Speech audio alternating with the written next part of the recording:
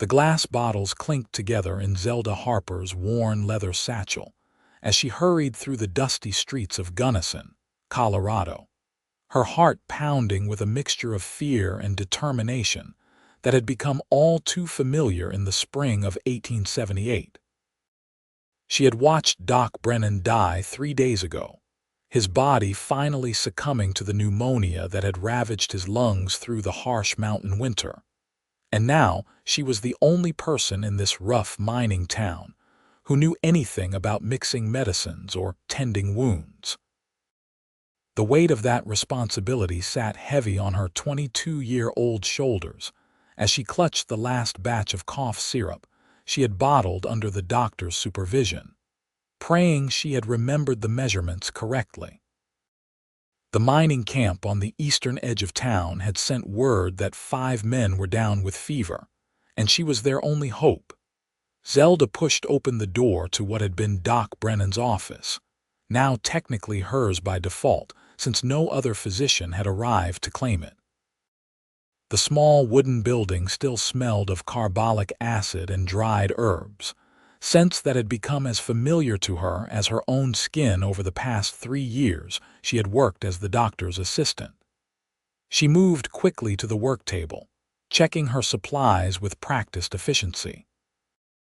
Willow bark for pain and fever, camphor for congestion, laudanum for severe cases, clean bandages, her precious stethoscope that Doc Brennan had left her in his will, and dozens of empty glass bottles waiting to be filled. Her hands moved with steady purpose as she ground willow bark with her mortar and pestle, the rhythmic motion soothing her nerves.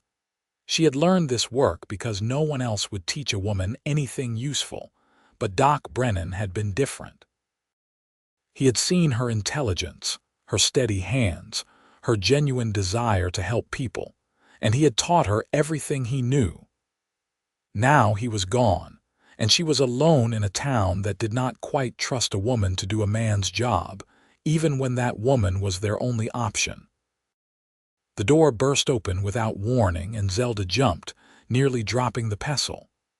A tall figure filled the doorway, backlit by the afternoon sun, and for a moment she could only see the outline of broad shoulders, a worn hat, and the unmistakable shape of a gun belt slung low on narrow hips. "You the medicine woman." The voice was rough, urgent, with an edge of pain that Zelda recognized immediately. "I am," she said, setting down her tools and turning to face him fully. As he stepped into the room, she got her first clear look at him. He was perhaps 26 or 27, with sun-darkened skin and eyes the color of storm clouds, set in a face that was all hard angles and weathered lines. Blood seeped through his left sleeve, darkening the blue fabric of his shirt. "You are hurt." "Not me you need to worry about," he said, but his face had gone pale beneath the tan. "My partner, Kane Dalton, he is at the boarding house. Got himself shot during a dispute with some claim jumpers up in the high country. Bullet went clean through, but he has lost a lot of blood. I brought him down as fast as I could, but the ride was rough and he is in bad shape." Zelda was already moving, grabbing her medical bag and filling it with supplies she would need. "How long ago was he shot?" 6 hours, maybe 7. We were up past Tamichi Creek when it happened." He swayed slightly, and Zelda noticed the blood had soaked through to his wrist now. "Sit down," she ordered, pointing to the examination table. "No time for that. Kane needs you now. And he will have me, but you are going to fall over if I do not stop that bleeding first. I cannot help your partner if I have to drag your unconscious body through the streets." She fixed him with a firm stare, the same one Doc Brennan had used on stubborn patients, and after a moment, the cowboy relented, sinking onto the table with a grimace. "What is your name?" she asked as she quickly cut away his sleeve, revealing a deep gash that ran from elbow to wrist. "Kellan Drake," he said through gritted teeth. "And I really do not have time for pleasantries, Miss Harper," she said absently, examining the wound. "And this needs stitches, Mr. Drake, or you will bleed out before sunset. Hold still." His jaw clenched as she cleaned the wound with carbolic acid, but he did not make a sound. Zelda worked quickly, her needle moving in small, precise stitches that would hold the skin together cleanly. She could feel his eyes on her face as she worked, intense and searching, but she kept her focus on her task. "You are young to be doing this," he observed, his voice tight with suppressed pain. "I am old enough," she replied coolly, "and I am good at it. Doc Brennan trained me for 3 years before he passed. I heard about that. He was a good man, pulled a bullet out of me once 2 years back." Kellan paused, watching her tie off the final stitch. "You did not flinch once just now. Most people cannot stand the sight of blood. Most people have not spent 3 years watching a frontier doctor work." She wrapped his arm in clean bandages, her movements efficient. "Change this dressing twice a day, keep it clean, and come back in a week to have the stitches removed. Now take me to your partner." Kellan slid off the table, testing his arm carefully. "You did good work, thank you." "Thank me by staying conscious long enough to show me where Kane is," she said, shouldering her heavy medical bag. "Lead the way." The boarding house was only 2 blocks from the doctor's office, but Kellan moved fast despite his injury, and Zelda had to hurry to keep pace. They climbed the narrow stairs to the 2nd floor, and Kellan pushed open the door to a small room where a man lay on a bed, his face ashen, his breathing shallow and rapid. Zelda did not waste time. She dropped her bag on the bedside table and immediately began examining the injured man. Kane Dalton was older than Kellan, perhaps 30, with dark hair plastered to his forehead with sweat. The bullet wound in his side had been wrapped with what looked like a torn shirt, now soaked through with blood. "Get me clean water, as much as you can, and more lamps." "I need to see what I am doing," she ordered, carefully cutting away the makeshift bandage. The wound was bad, just as Kellan had said. The bullet had passed through, but the entry wound was ragged and showed signs of dirt contamination. She would need to clean it thoroughly before infection set in. Kellan returned with a pitcher of water and 2 oil lamps, which he lit and positioned around the bed. "What do you need me to do?" "Hold him down if he wakes up. This is going to hurt." She poured carbolic acid directly into the wound, and Kane's body jerked violently, his eyes flying open as a strangled cry tore from his throat. Kellan immediately moved to hold his partner's shoulders, speaking to him in a low, steady voice. "Easy, Kane. Easy now. The doc is here. She is fixing you up. Just hold on." Zelda worked quickly, cleaning the wound as thoroughly as she dared, then packing it with clean bandages soaked in a solution she had learned to make from crushed yarrow and golden seal. The bleeding was slowing, which was a good sign, but Kane's fever was climbing, and his pulse felt thin and thready under her fingers. "He needs fluids," she said, reaching into her bag for a bottle of willow bark tea she had prepared that morning. "Can you get him to drink this? Just small sips." Kellan took the bottle and carefully lifted his partner's head, coaxing the medicine between his lips. Kane swallowed reflexively, though he seemed only half conscious. Zelda continued her examination, checking for signs of internal bleeding, feeling relieved when she found none. "The bullet missed anything vital," she said finally, sitting back on her heels. "But he has lost a lot of blood, and infection is a serious risk. I will need to check on him several times a day for the next few days. Someone will need to stay with him, keep him cool if the fever spikes, make sure he drinks water." "I will stay," Kellan said immediately. "I am not leaving him." Zelda studied him in the lamplight, seeing the fierce loyalty in his eyes, the genuine fear for his friend's life. "You should rest too. That arm needs time to heal." "I will rest when I know he is going to make it," she nodded, understanding that kind of dedication. Then I will show you what to watch for. She spent the next hour teaching Kellan how to check Kane's pulse, how to recognize the signs of fever or increased bleeding, how to change the bandages properly. He listened intently, asking intelligent questions, and she found herself impressed by how quickly he grasped the medical concepts. "You are a good student," she said as she packed up her bag. "Better than some of the minors I have tried to teach basic first aid." "I am motivated," he said simply. "Kane saved my life once up in Wyoming. I owe him everything." "Well, right now what you owe him is to let me treat him properly. I will be back in a few hours to check on him. If anything changes before then, anything at all, you send for me immediately." "I will. And Miss Harper." Kellan caught her hand as she turned to leave, his calloused fingers warm against hers. "Thank you. I know folks around here are not sure about a woman doctor, but I saw what you did today. You are the real thing."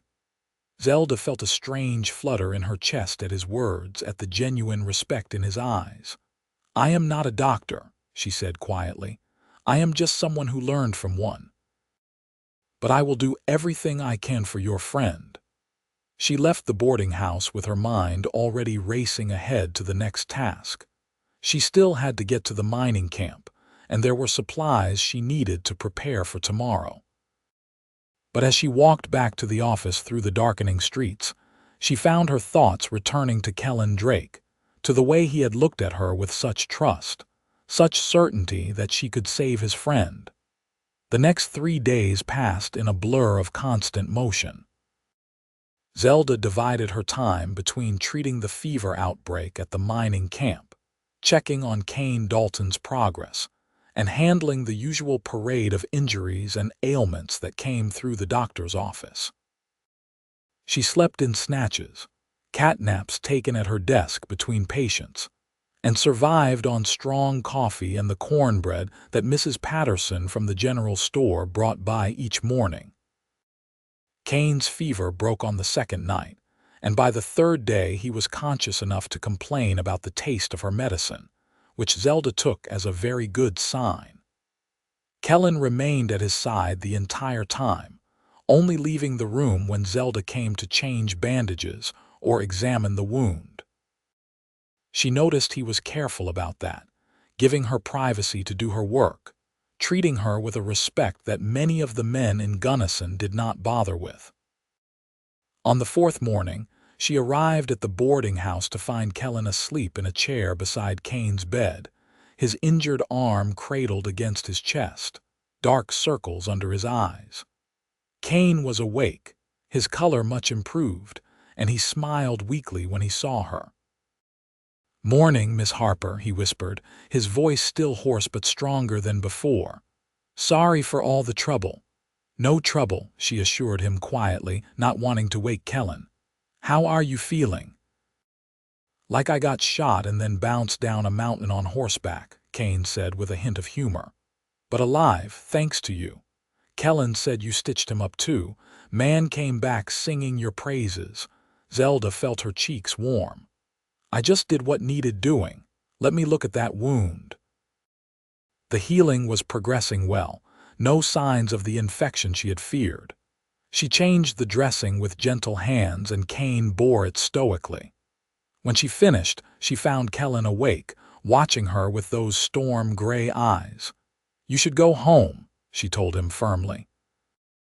"Get a proper night's sleep in a real bed. Kane is past the crisis point now." "I am not leaving," Kellan said just as firmly. "Stubborn fool," Kane muttered from the bed. "Listen to the woman, Kel. I am not going to die in the next 8 hours. "You listened to her," Kellan retorted. "She is the one who saved your ungrateful hide. I just said thank you, after you complained about the medicine." Zelda could not help but smile at their bickering, which had the comfortable rhythm of long friendship. "Both of you need rest. Kane, you keep sleeping and drinking water. Kellan, if you will not go home, at least come with me to get a proper meal. When did you last eat?" Kellan opened his mouth, closed it again, and frowned. Yesterday sometime, maybe the day before. Exactly, come on. She turned to Kane. I will have him back within the hour. Take your time, Kane said, waving them off. Maybe feed him twice. He gets mean when he is hungry. Kellan grumbled but allowed Zelda to lead him out of the boarding house and down the street to the small restaurant that served breakfast. It was still early, barely past dawn, and they had the place mostly to themselves. Zelda ordered coffee and eggs and biscuits for both of them, ignoring Kellan's protest that he could pay for his own meal. Consider it part of the medical treatment, she said. I cannot have you collapsing on me too. I am not going to collapse. That is what they all say, right before they collapse. She poured coffee from the pot the waitress brought, studying him over the rim of her cup. In the morning light, she could see the exhaustion etched in every line of his face, but there was something else too, a kind of gentle strength that she found herself drawn to. Tell me about how you and Kane met. Kellan seemed surprised by the question, but after a moment he began to talk. The story came out haltingly at first, then with more ease as the coffee worked its magic.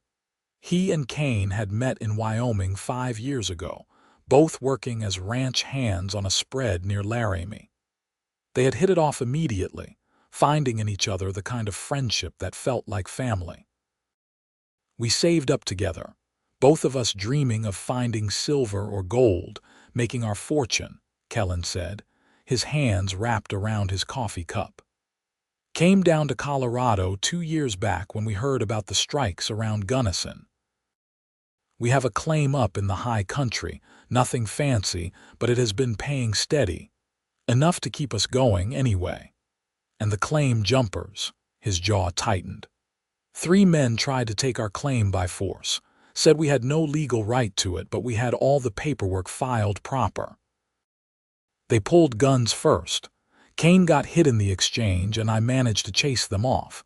We came straight here after that. Did you report it to the sheriff? Sheriff is going up there today to investigate, though I doubt those men stuck around. Kellan met her eyes across the table. This country can be hard, Miss Harper. Sometimes it feels like the only law is what a man can enforce himself. It is not right, but it is the way things are. I know, Zelda said softly. I have seen enough bullet wounds and knife fights to understand that. It is one of the things Doc Brennan tried to fight against, that casual violence. He believed civilization was about more than just laws on paper. It was about people choosing to be better. Sounds like he was an idealist, he was, but he was also practical about it. He knew you could not change people's hearts with lectures. You had to show them a better way, one patient at a time. She smiled slightly. I try to live up to that. Their food arrived and they ate in companionable silence for a few minutes. Zelda found herself relaxing in a way she had not for days, the constant tension in her shoulders easing. There was something comfortable about Kellan's presence, something that made her feel less alone in her responsibilities. Can I ask you something? Kellan said as he finished his eggs. Why did you learn all this? Medicine, I mean. It is not an easy path for a woman. Zelda set down her fork, considering her answer. My mother died when I was 16. Died of something that should not have killed her, just an infection from a small cut on her hand. But we were living out on a homestead claim, miles from the nearest doctor, and by the time my father got her to town, it was too late. I decided then that I would never be helpless like that again, that I would learn everything I could about healing so I could help people.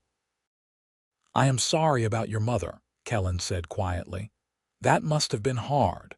It was, but it gave me purpose. Doc Brennan took me on as his assistant when I showed up at his door and refused to leave until he agreed to teach me. He said I had the most stubborn streak he had ever seen in a woman, which he meant as a compliment. She smiled at the memory. He was like a father to me these past 3 years. I miss him. He taught you well. Kane would be dead without you, and so would half the miners in that camp from what I hear around town. I just do what I can." She drained her coffee cup, suddenly restless. "We should get back. I need to check Kane's bandages again, and I have 3 more patients to see this morning." Kellan paid for the meal despite her protests, and they walked back to the boarding house together. The sun was fully up now, and Gunnison was coming to life around them. Miners heading to their claims, shopkeepers opening their doors, the constant clang of the stamp mill processing ore echoing from the edge of town. "Miss Harper," Kellan said as they climbed the stairs to Kane's room, "would you allow me to take you to dinner sometime? A real dinner, I mean, not just a medical emergency meal." Zelda's heart did an unexpected flip in her chest.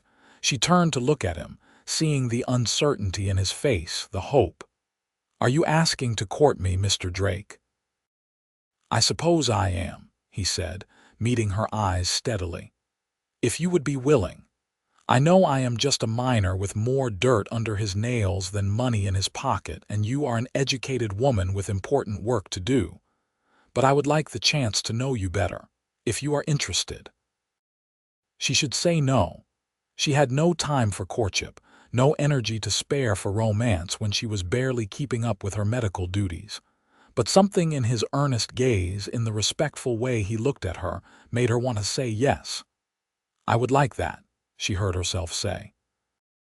"Once Kane is fully recovered and things settle down a bit." The smile that spread across Kellan's face was like sunrise, bright and warm and full of promise.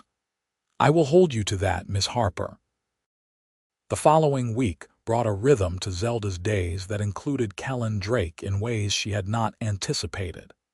He came by the office each morning to have his stitches checked, though she suspected the wound was healing fine, and he was finding excuses to see her. They fell into easy conversation during these visits, talking about everything and nothing, sharing stories of their pasts and their hopes for the future. Kane recovered steadily, well enough to return to the small cabin he and Kellan shared on the outskirts of town by the end of the week. The sheriff had indeed found no trace of the claim jumpers, but he had verified that Kellan and Kane's claim was legally filed and binding. The 2 men could return to their mining work once Kane was strong enough, which Kane insisted would be any day now, despite the way he still winced when he moved too fast. Zelda removed Kellan's stitches on a sunny afternoon, 12 days after she had first met him. The wound had healed cleanly, leaving only a thin pink line that would fade to a scar over time. "You are fortunate," she said, running her fingers lightly over the healed skin. "This could have been much worse." "I was fortunate you were here," Kellan corrected. He caught her hand, holding it gently. "Zelda, I know you have been busy, and I know I said I would wait until things settled down, but I need to ask. Would you have dinner with me tonight? Just the 2 of us, away from medicine and mining and everything else." Her name sounded different when he said it, softer somehow, more intimate. She realized he had started using it instead of Miss Harper somewhere along the way, and she had not objected. "Yes," she said, "I would like that very much." They met that evening at the nicest restaurant in Gunnison, which was not saying much but was clean and served decent food. Kellan wore his best shirt and had clearly made an effort to scrub away all traces of mining dirt. Zelda had changed into her good blue dress, the one she saved for Sundays, and had taken the time to pin her dark hair up properly instead of the hasty bun she usually wore while working. "You look beautiful," Kellan said when he saw her, and the sincerity in his voice made her blush. "You clean up nicely yourself," she replied, taking the arm he offered. They talked through the entire meal, conversation flowing as easily as the coffee. Kellan told her about growing up in Nebraska, the youngest of 5 children, learning to work hard from his farming family. She told him about the homestead in Kansas, where she had spent her childhood, about her father who had encouraged her unusual ambition to learn medicine, even though he worried about her being alone in rough towns like Gunnison. "Where is he now?" Kellan asked. "Your father, I mean." "Still in Kansas, running a feed store in Abilene. He writes me every month, asking when I am going to come home and settle down like a proper woman." She smiled slightly. "I write back every month telling him I am settled and proper right here. Do you miss him?" "Sometimes. But this is where I am meant to be. This is where I can do the most good." She paused, studying Kellan's face in the lamplight. "What about you? Do you miss your family?" "Sure, but I was never cut out for farming. Too restless, always wanting to see what was over the next hill. My brothers all stayed put, married local girls, have kids of their own now, but I needed something different." He reached across the table, his hand covering hers. "I am glad I came here. Glad I found this place. Glad I found you." Her heart hammered in her chest. "Kellan, you barely know me." "I know enough. I know you are brave and smart and kind. I know you work harder than anyone I have ever met. I know you care about people, really care, not just in words but in actions. I know that when you walk into a room, something in me settles, like I have been restless all my life and suddenly I have found where I am supposed to be." "That is the fever talking," she said, trying to make light of it even as his words warmed her from the inside out. "What fever?" "I am healed, remember, you saw to that." He squeezed her hand gently. "Zelda, I am not saying we have to rush into anything. I am just saying I feel something here, something real, and I think you might feel it too. Am I wrong?" She could have denied it, could have protected herself by claiming professional distance, but she had never been good at lying, especially to herself. "No," she said quietly, "you are not wrong. I do feel something. It scares me a little how much I feel it." "Why does it scare you?" "Because I have worked so hard to build this life, to prove I can do this work. I cannot afford distractions. I cannot afford to fail people who need me. And you think caring about someone means you will fail at your work. I think it means my attention will be divided. I think it means I might have to make choices I am not ready to make." Kellan was quiet for a long moment, his thumb tracing small circles on the back of her hand. "What if you did not have to choose? What if there was a way to have both, your work and a life outside of it?" "I do not see how that is possible in a place like this.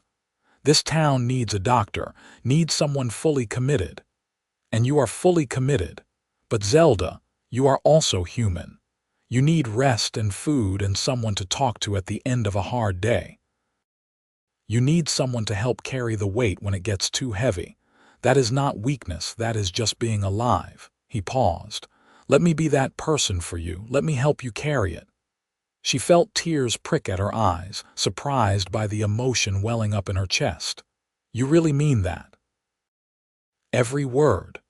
I am not asking you to give up anything. I am asking you to let me stand beside you while you do the work you are meant to do. Whatever that looks like, I am ready for it." They talked late into the night, long after the restaurant had closed, and they had moved to a bench outside, sitting close together under a blanket of stars. Zelda found herself telling Kellan things she had never told anyone, her fears about not being good enough, her loneliness in this town full of people who needed her but did not really know her, her grief over Doc Brennan's death that she had not had time to properly feel.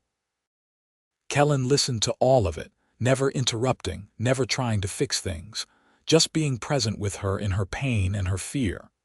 And when she finally ran out of words, he put his arm around her shoulders and held her, solid and warm and real. "You are not alone anymore," he said quietly. "Not if you do not want to be." She leaned into him, feeling something tight in her chest finally loosen. "I do not want to be." They began courting in earnest after that night, though their courtship looked different from the traditional kind. Zelda's days were still consumed with medical work, and Kellan had to return to the mining claim with Kane, but they found ways to be together. He came to town every few days with whatever ore they had extracted, and he always stopped by the office, bringing her fresh bread from the bakery or wildflowers picked from the high meadows. She would patch him up when he inevitably acquired small injuries from the hard work of mining, cuts and bruises, and the occasional burn from working with the smelting equipment.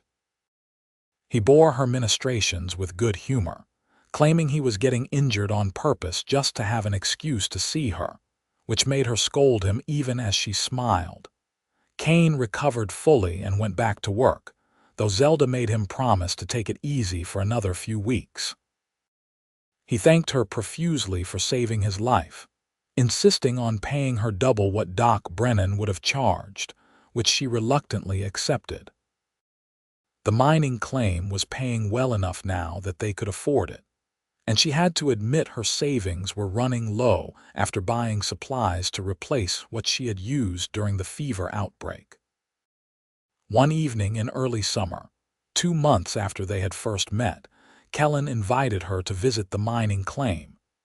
It was her first day off in weeks, a rare Sunday when no one was sick or injured enough to need immediate attention. She borrowed a horse from the livery stable and rode out to the high country, following Kellan's directions up a narrow trail that climbed through stands of pine and aspen. The claim was in a small valley surrounded by peaks still capped with snow despite the June warmth. A creek tumbled through the center of the valley, its water clear and cold from snowmelt. The mine entrance was a dark hole in the hillside, timber supports visible at its mouth, and next to it stood a small cabin and various pieces of equipment for processing ore. Kellan emerged from the cabin as she rode up, his face lighting up at the sight of her. "You made it. I was starting to worry you would get lost. Your directions were good," she said, dismounting, "and the trail is not too difficult. This is beautiful up here. Wait until you see the view from the ridge." He took her hand, leading her up a small rise behind the cabin. From there, the whole valley spread out below them, green and lush with summer growth, and beyond it the Rocky Mountains marched away to the horizon, peak after jagged peak in shades of blue and purple and white. "Oh," Zelda breathed, overwhelmed by the sheer grandeur of it. "This is incredible." "This is why I love it out here," Kellan said, standing close beside her. "No matter how hard the work gets, I can look up and see this and remember there is more to life than what is right in front of me."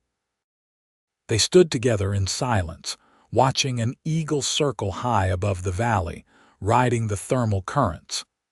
Zelda felt something settle in her soul, a peace she had not known she was missing. In town, she was always on edge, always waiting for the next emergency, the next person who needed her. Out here, she could just breathe. "Thank you for bringing me here," she said quietly. "Thank you for coming. I know your time is precious." Kellan turned to face her fully, taking both her hands in his. "Zelda, these past 2 months with you have been the best of my life. I wake up every morning looking forward to seeing you, and I go to bed every night grateful that you exist in this world. I know we have not been courting long by traditional standards, but out here time moves different. Life is harder and shorter, and when you find something real, you do not waste it." Her heart began to beat faster. "Kellan, what are you saying?" "I am saying I love you. I am saying I want to spend my life with you if you will have me. I am saying marry me, Zelda Harper. Be my wife. Let me help you with your work and build a life with you and wake up beside you every morning for the rest of our days." She stared at him, stunned and elated and terrified all at once. "That is crazy. We have only known each other 2 months. Is it crazy, or is it just honest?" His gray eyes were intense on hers. "Tell me you do not feel it too. Tell me you do not lie awake at night thinking about me the way I think about you. Tell me your heart does not race when I walk into a room. Tell me all that, and I will never mention it again." "I cannot tell you that," she whispered. Because it would be a lie, but Kellan, marriage is a huge step. It changes everything.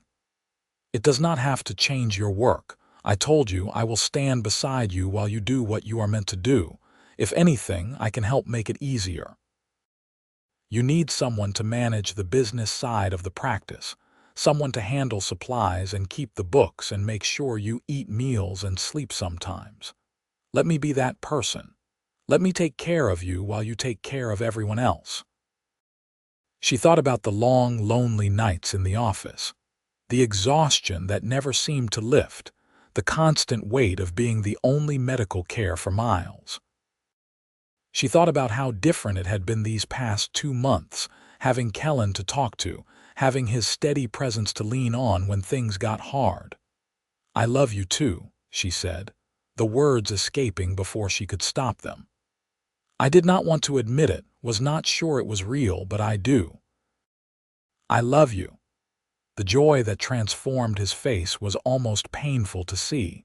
He pulled her close, and she went willingly into his arms, tilting her face up for the kiss she had been dreaming about for weeks.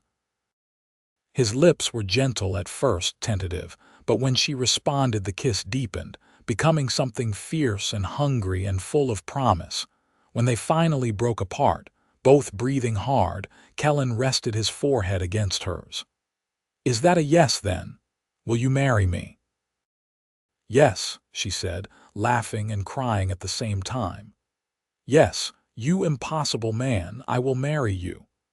They stayed on the mountain until sunset, making plans and dreaming about their future together. Kellan wanted to build a house in town, close to the doctor's office, with room for a real medical practice and living quarters for them both. He had been saving money, and combined with what Zelda had put away, they could afford something modest but comfortable.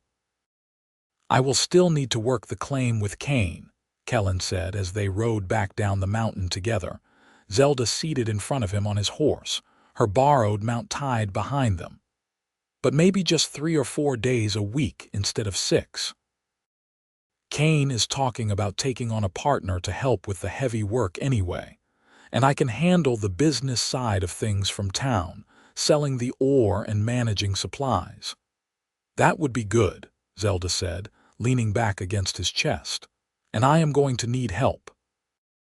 The town is growing, more people coming in all the time, and I cannot keep up with the demand by myself. If you could handle the administrative work, keep track of payments and supplies and such, it would free me up to focus on the actual medical care." "We will make a good team," Kellan said, pressing a kiss to the top of her head. "In work and in life." They were married 3 weeks later in a simple ceremony at the small church in Gunnison, with Cain standing up as best man and Mrs. Patterson from the general store serving as witness. Zelda wore a simple white dress she had sewn herself, working on it late at night between patients, and Kellan wore a new suit that he had ordered from Denver. The whole town turned out for the ceremony, curious about the match between the lady doctor and the miner, and the church was packed. The preacher spoke about partnership and commitment, about 2 people joining their lives in service to something greater than themselves. Zelda felt tears streaming down her face as she listened, overwhelmed by the rightness of the moment, by the way Kellan looked at her like she was the most precious thing in the world. "I give you my word," Kellan said when it came time for vows, his voice steady and strong. "I will stand beside you in whatever comes. I will help you carry your burdens and celebrate your joys. I will love you through every season of our lives. You are the medicine my soul requires, Zelda Harper, and I will spend every day of my life grateful that you chose me." She could barely speak through her tears when it was her turn. "I give you my heart," she managed. "All of it completely.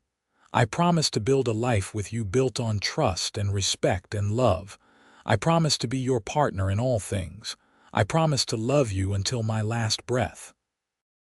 When the preacher pronounced them man and wife, Kellan kissed her with such tenderness that the whole church erupted in applause.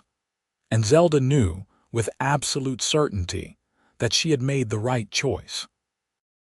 Their wedding night was spent in the small hotel in town, a luxury they allowed themselves before moving into the cabin temporarily while their house was being built. Kellan was gentle with her, patient, taking his time to learn what she liked, and Zelda found herself surprised by the intensity of her own desire. She had spent so long focused on work, on being professional and competent, that she had forgotten how it felt to just be a woman in love with a man who loved her back. They lay tangled together afterward, talking quietly in the darkness. Kellan traced lazy patterns on her shoulder, his touch soothing. "Are you happy?" he asked. "Incredibly," she said truthfully.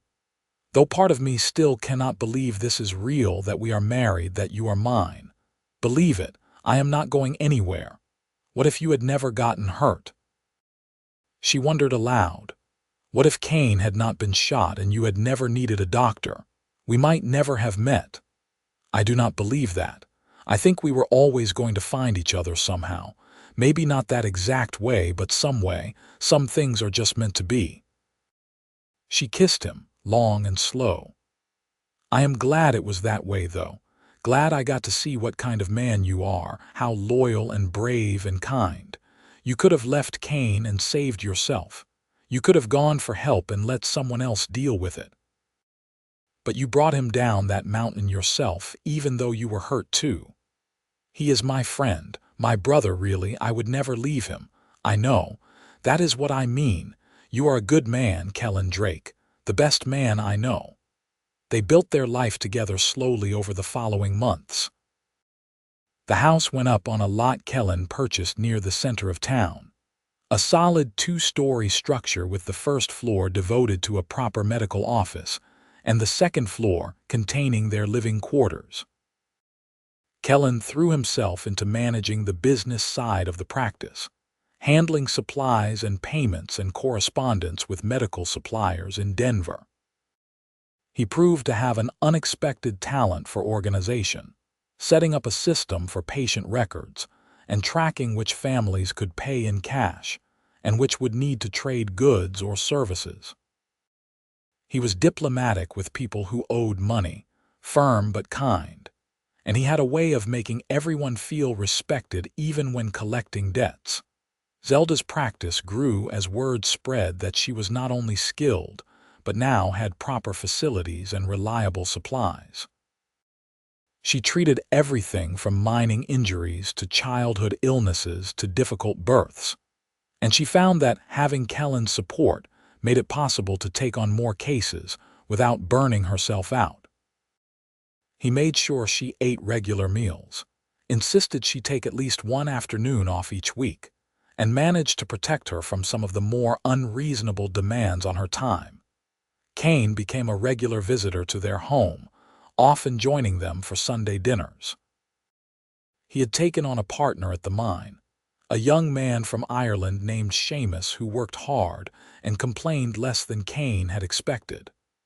The mine was producing steadily, not making them rich but providing a comfortable living. "I am thinking of settling down myself," Kane admitted one Sunday evening as they sat around the dinner table. "There is a widow in town, runs the boarding house where I stayed when I got shot. Martha Patterson, Mrs. Patterson's daughter-in-law. Her husband died in a cave-in 2 years ago, and she has been raising her son alone. We have been talking some, and I think she might be interested in more than just talk." "Martha is a good woman," Zelda said warmly. "And her boy, Timothy, is a sweetheart. You should definitely pursue that, Kane." "Yeah, maybe I will. You two have set a good example, showing how a partnership can work. I would like to have what you have." Kellan reached across the table to squeeze Zelda's hand. "You will find it. When you meet the right person, you just know." Winter came to the Colorado mountains with savage beauty.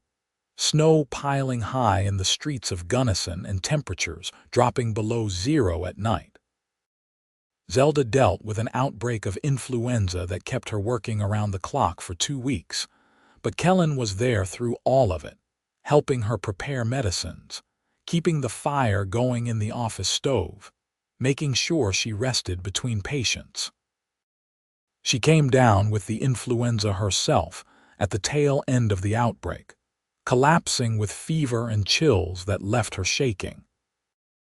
Kellan nursed her with the same dedication she always showed her patients, following all the treatment protocols she had taught him, sitting up through the night to sponge her burning skin with cool water. "You have to rest," she told him weakly on the third day when he looked half dead himself from lack of sleep. "I will rest when you are better," he said firmly. "You have taken care of half this town, Zelda. Let me take care of you." She recovered, though it took longer than she would have liked. And when she finally felt strong enough to return to work, she found that Kellan had managed the practice perfectly in her absence, triaging patients and sending the serious cases to the doctor in Crested Butte, 20 miles away, while handling minor issues himself with the knowledge she had taught him. "You could be a doctor yourself if you wanted," she told him, impressed by his competence. "No, I am happy being a doctor's husband," he replied with a grin. "Besides, one of us needs to not have blood on our hands so I can cook dinner." Spring brought a different kind of news. Zelda realized her monthly courses had stopped, and after a week of watching for symptoms, she had to admit what was happening. She was pregnant. She told Kellan on a sunny afternoon in April as they sat together in the small garden behind their house. He had been talking about planting vegetables, planning what they would grow that summer when she interrupted him. "Kellan, I need to tell you something." He looked at her, seeing something in her face that made him set down the seed packets he had been sorting. "What is it? Are you all right?" "I am fine. Better than fine, actually. I am pregnant." The silence stretched out for a long moment, and Zelda felt a flutter of nervousness. They had never really discussed children, had been too caught up in building their life together to think that far ahead. Then Kellan's face split into the widest smile she had ever seen. "Really, we are going to have a baby?" "Yes," she said, laughing at his obvious joy. "In about 6 months, I think, maybe 7. He pulled her into his arms, holding her tight. "This is the best news, the absolute best news. We are going to be parents. Are you sure you are ready for this? It is going to change everything. Change it for the better. I cannot wait to meet this child, to raise them with you, to build a family together." He pulled back to look at her face. "Are you scared?" "A little," she admitted. "I have delivered dozens of babies, but it is different when it is your own. And I worry about the practice, about being able to keep working after the baby comes." "We will figure it out," Kellan assured her. "Maybe we can hire someone to help, a nurse or an assistant. Someone you can train to handle the basic cases while you focus on the more complicated medical needs and raising our child. We will make it work, Zelda. I promise." The pregnancy progressed smoothly, though Zelda found herself frustrated by the limitations her growing body imposed. She could not move as quickly as she was used to, could not lift heavy patients, needed to rest more often. But true to his word, Kellan made it work. He hired a young woman named Sarah from one of the mining families to serve as an assistant, teaching her basic first aid and patient care. Sarah proved quick and capable, taking on more responsibility as Zelda's pregnancy advanced. Kane married Martha Patterson in June, a joyful ceremony that the whole town attended. Zelda stood up as matron of honor, her pregnancy barely showing in the carefully fitted dress she wore. And as she watched Kane and Martha exchange vows, she thought about how much life could change in such a short time, how love could transform everything. Her son was born in late October, during the first snowstorm of the season. It was a long labor, painful and exhausting, but Zelda bore it with the same fortitude she brought to everything. Martha attended her as midwife, since Zelda could hardly deliver her own child, and Kellan held her hand through every contraction, his face white but steady. "You are doing so well," he kept saying. "You are so strong. I love you so much." When the baby finally emerged, squalling and red-faced and perfect, Zelda wept with relief and joy. Kellan cut the cord with shaking hands, then cradled his son with such tenderness that Zelda fell in love with him all over again. "What should we name him?" Kellan asked, sitting beside her on the bed, the baby nestled between them. Zelda studied her son's tiny face, overwhelmed by the love she felt. "I was thinking James after your father, James Brennan Drake after your father and the doctor who taught me everything." Kellan's eyes filled with tears. "That is perfect. He would have loved that, both of them would have." Little James proved to be a good baby, sleeping well and nursing easily. Zelda took a month away from the practice after his birth, focusing on learning to be a mother, but she found herself restless by the end of it. She missed the work, missed helping people, missed feeling useful beyond feeding and changing an infant. "Go back," Kellan encouraged. "Sarah can handle the routine cases and you can be there for emergencies and complicated cases. I will watch James while you work. We can make this work." And somehow they did. Zelda returned to the practice part-time at first, then gradually increased her hours as James grew and required less constant attention. She brought him to the office with her sometimes, keeping him in a cradle next to her desk, and the patients loved seeing the doctor's baby. Kellan split his time between helping at the practice, watching James, and making occasional trips to the mine to help Cain and Seamus. The years passed in a blur of work and family and love. James grew into a bright, curious boy who loved following his mother around the office, asking endless questions about medicines and bodies and how to help people. Zelda had 2 more children, a daughter named Ruth when James was 3, and another son named Benjamin 2 years after that. Their house was always full of noise and life, children running through the halls, patients coming and going, friends stopping by for dinner. Kellan built an addition onto the office to accommodate the growing practice, and they hired another assistant when Sarah got married and moved to Denver with her husband. Cain and Martha had children too, 3 daughters who were best friends with Zelda's children. The 2 families spent holidays together, shared Sunday dinners, helped each other through hard times. The mine continued to produce steadily, providing enough income that Cain eventually sold his share to Seamus and retired from mining to help Martha run the boarding house full-time. Gunnison grew from a rough mining camp into a real town, with schools and churches and civic organizations. Zelda served on the board of the new hospital that opened in 1885, training the nurses and helping establish protocols for patient care.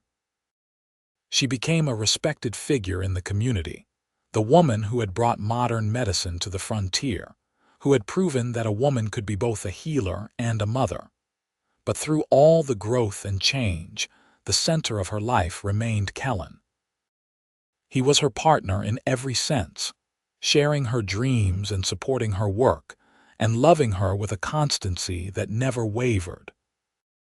They stole moments together whenever they could, early morning walks before the children woke up, late nights sitting by the fire after everyone else had gone to bed, occasional trips back up to the mining claim which they had kept and turned into a summer retreat. "Remember when we first met?"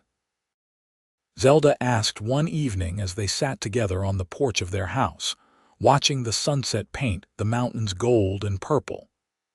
20 years had passed since that frantic day when Kellan had burst into the doctor's office with his injured partner.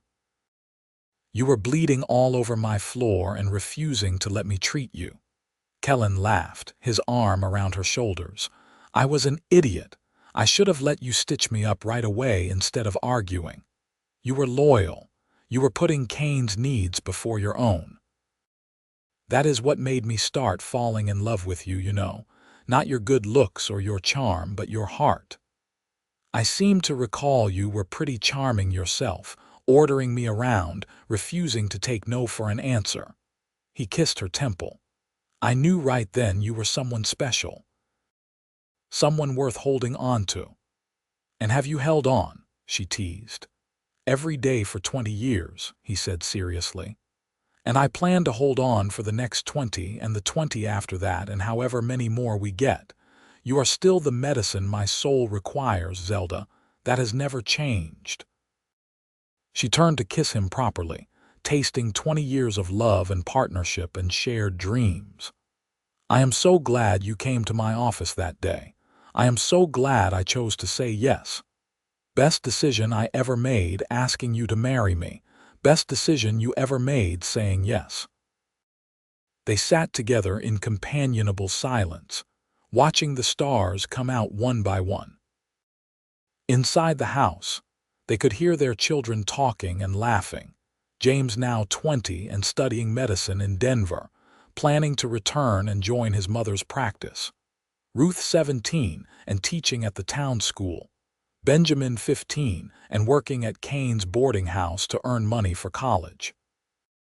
"We built a good life," Zelda said softly. "A really good life." "We did," Kellan agreed. "And we are not done yet.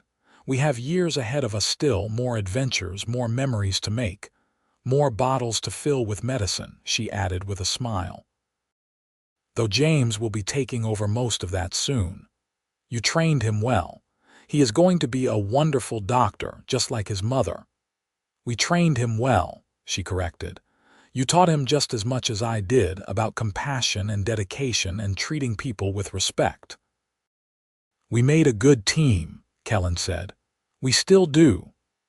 As they sat together under the Colorado stars, Zelda thought about all the twists of fate that had brought them to this moment. The claim jumpers who had shot Kane, forcing Kellan to bring him to Gunnison. The fact that Doc Brennan had trained her at all, giving her the skills to save both men. The split-second decision to stitch Kellan up before taking him to his friend, giving them those first moments together. Any one of those things could have gone differently, and they might never have met. But somehow, against all odds, they had found each other. And they had built something beautiful together, a partnership that honored both their individuality and their unity, a love that had weathered every storm and grown stronger with each passing year. "What are you thinking about?" Kellan asked, reading her contemplative mood. "How lucky I am, how grateful, how much I love you." "I love you too," he said simply. "Always have, always will." They stayed on the porch until the night grew cold, reluctant to end the peaceful moment. Finally, they went inside together, hand in hand, ready for whatever tomorrow would bring. Because they would face it together, as they had faced everything for the past 20 years, as they would face everything for all the years to come. The practice thrived as James joined it, bringing fresh energy and new techniques he had learned in Denver. Zelda found herself able to step back a bit, taking on fewer cases, spending more time with her younger children and with Kellan. They traveled some, visiting Denver and Colorado Springs, even making a trip back to Kansas to see her father before he passed peacefully in his sleep at the age of 78. Ruth married a young lawyer who had moved to Gunnison to establish a practice, and they gave Zelda and Kellan their first grandchild, a beautiful girl named Zelda after her grandmother. Benjamin went to college in Boulder and came back with a degree in engineering, taking a job with the railroad that was expanding through the mountain valleys. Kane and Martha grew old gracefully, still running the boarding house together, still deeply in love after decades of marriage. The four of them, Kellan and Zelda and Kane and Martha, remained close friends, seeing each other through illnesses and losses and celebrations. Zelda continued working well into her 60s, unable to fully give up the medicine that had been her calling for so long. But she worked at her own pace now, choosing cases that interested her, training younger doctors who came through Gunnison, writing articles for medical journals about frontier medicine and the unique challenges of treating patients in remote areas. Kellan stayed by her side through it all, still managing the business side of the practice even after James officially took over, still bringing her flowers and making her laugh and looking at her like she was the most precious thing in the world. His hair went gray, then white, and lines deepened in his face, but his gray eyes remained as clear and loving as they had been the day they met. On their 40th wedding anniversary, their children threw them a party at the house, inviting everyone they had ever treated or helped over the decades. The place was packed with people, generations of families that Zelda had brought into the world or nursed through illnesses. There were speeches and toasts, laughter and tears, stories shared about the lady doctor who had changed so many lives. But Zelda's favorite moment came late in the evening, when the crowd had thinned and she and Kellan slipped outside to the garden they had planted together 40 years before. It was summer, and the flowers were in full bloom, roses and lilies and wildflowers transplanted from the high meadows. 40 years, Kellan said, pulling her close. It does not feel like that long. It feels like forever and no time at all, Zelda agreed. Like we just got married yesterday, but also like we have been together our whole lives. In a way, we have. I cannot remember what life was like before you, cannot imagine what it would be like without you. You are not going to have to find out, she said firmly. We are going to grow ancient together, you and I. Going to sit on this porch when we are 90 and watch our great-grandchildren play in the yard. I like the sound of that. He kissed her, slow and sweet, a kiss that held 40 years of love and commitment and partnership. Thank you for saying yes all those years ago. Thank you for building this life with me. Thank you for asking. Thank you for seeing me, all of me, the doctor and the woman and everything in between. Thank you for standing beside me through all of it. She smiled up at him, this man who had been her partner and her love for 4 decades. You really are the medicine my soul requires, Kellan Drake. You always have been. And you are mine, he replied. My healer, my love, my home, forever. They stood together in the garden as the stars came out, surrounded by the life they had built, the family they had raised, the love that had sustained them through 4 decades of joy and sorrow and everything in between. And Zelda knew that if she could go back to that day in 1878, when a bleeding cowboy had burst into her office and changed her life forever, she would not change a single thing, because this was the life she was meant to have, and Kellan was the partner she was meant to have it with. And as they walked back into the house together, ready to rejoin their celebration, she felt nothing but gratitude for every choice they had made, every challenge they had faced, every moment they had shared. The years continued to pass gently after that. Zelda finally retired fully from practice at 68, when her hands began to shake too much to do delicate suturing. James ran the practice brilliantly, joined eventually by his own son, carrying on the family tradition. Ruth's children grew up and scattered across Colorado, but they always came back to Gunnison for holidays, filling the house with noise and love. Kellan's health began to fail in his 75th year, a slow decline that he bore with characteristic grace. Zelda nursed him through it, their roles reversed after a lifetime of him caring for her. She read to him in the evenings, held his hand through the pain, made sure he was comfortable and surrounded by love. I am not afraid, he told her one night, his voice weak but steady. I have had the best life any man could ask for. I have loved and been loved. I have seen my children and grandchildren and great-grandchildren grow and thrive. I have spent 52 years with the woman of my dreams. What more could I possibly want? More time, Zelda whispered, tears streaming down her face. "I want more time with you. We have had so much time, my love, more than most people get, and every moment of it has been precious because I spent it with you." He squeezed her hand weakly. "Promise me you will keep living after I am gone. Keep working if you want. Keep spending time with the children. Keep finding joy. Do not stop living just because I had to." "I promise," she said, though the words felt like broken glass in her throat. Kellan passed peacefully 3 days later, surrounded by his family, holding Zelda's hand. She held him as he took his last breath, felt his life slip away, and even through the crushing grief, she was grateful. Grateful for every year, every day, every moment they had shared. Grateful that he had not suffered long. Grateful that their last words to each other had been, "I love you." The funeral was held on a bright autumn day, the mountains ablaze with gold and red from the changing aspen leaves. The whole town turned out, just as they had for the wedding 52 years before. People shared stories about Kellan's kindness, his generosity, his unwavering support of his wife's unconventional career, his dedication to his family and friends. Kane spoke at the funeral, his own body bent with age but his voice still strong. "Kellan Drake was my brother in every way that mattered.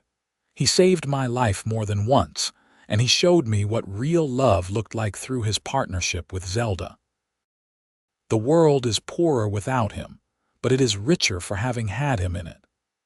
Zelda made it through the funeral with dry eyes, drawing on the same strength that had carried her through decades of medical crises. But that night, alone in the bed they had shared for 52 years, she finally let herself break. She wept for the loss of her partner, her love, her best friend. She wept for all the tomorrows they would not have together, all the sunsets they would not watch, all the conversations they would not have.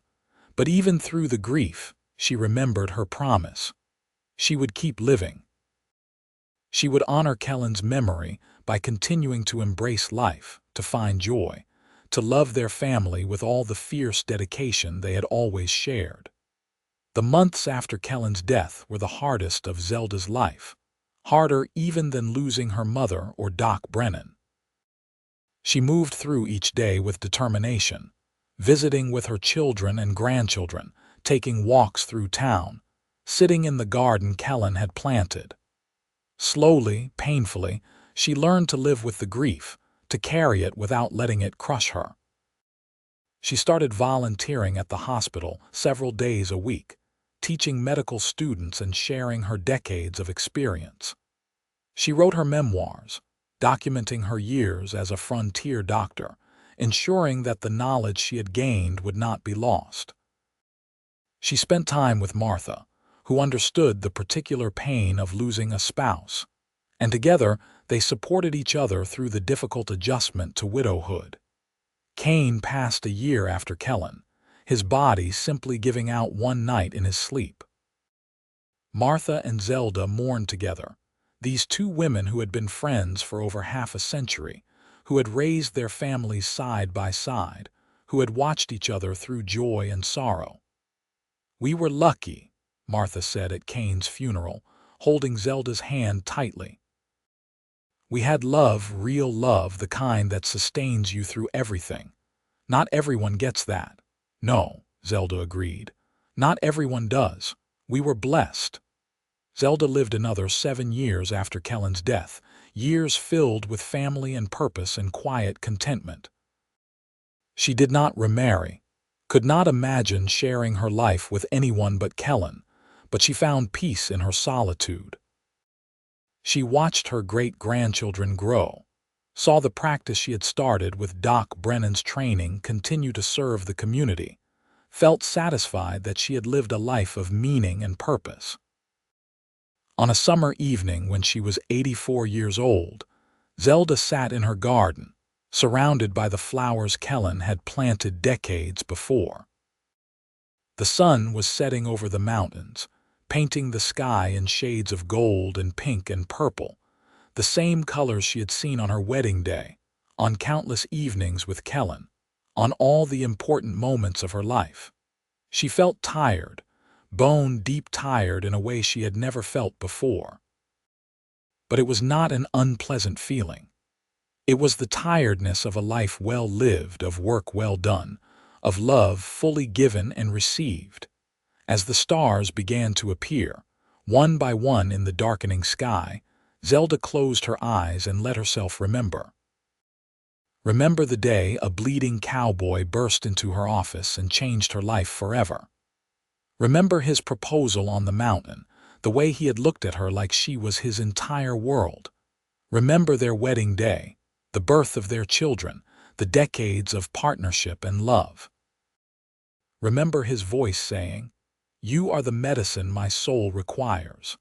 And in her heart, she heard her own reply, the same words she had spoken so many times over their 52 years together. "And you are mine." Zelda Harper Drake passed peacefully in her sleep that night, in the garden where she and Kellan had dreamed so many dreams together. Her family found her in the morning, and though they grieved, they also felt a sense of rightness. She had lived a long, full life, had loved deeply and been deeply loved in return, and now she was reunited with her partner, her love, her Kellan. The town of Gunnison honored her with a funeral that rivaled any governor or senator. The hospital was named after her, and a statue was erected in the town square showing her with her medical bag, ready to help whoever needed her. Medical students came from across Colorado to study her memoirs, learning from her experiences on the frontier. But her real legacy was in the lives she had touched, the people she had healed, the children and grandchildren and great-grandchildren she had raised.